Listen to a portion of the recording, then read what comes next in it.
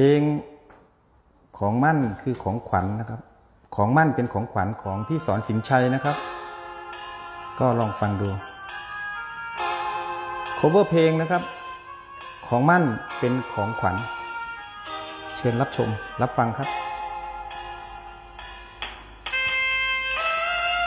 เสียงอาจจะไม่ถึงนะครับเพลงนี้เพราะว่านักร้องพี่สอนสินชัยร้องไว้ได้ดีมากครับทั่วไปอาจจะร้องไม่ถึงสร้อยทองเส้นนี้เก็บเงิน3 ปีจึงได้ซื้อมาเก็บไว้เพื่อเป็นของมันผู้สา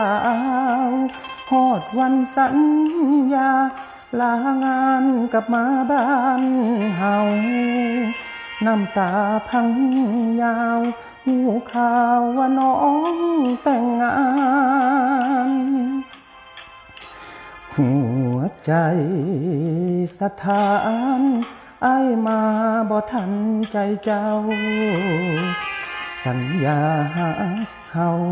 จบตอนน้องเข้าพาขวัญอ้ายคือน้ำตาเข้ามาเป็นแขกช่วยงานสร้อยที่เตรียมมันห่อมาเป็นของขวัญแทนใจหากบอกกล้าใส่เก็บไว้ให้ลูกเด้อลาบัดเขาใหญ่มาบอกว่าคุณลุงมอ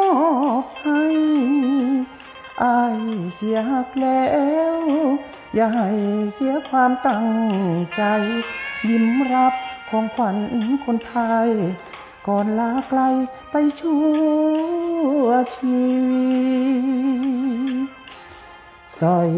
ทองเส้นนี้บ่มีสิทธิ์เป็นของมันมอ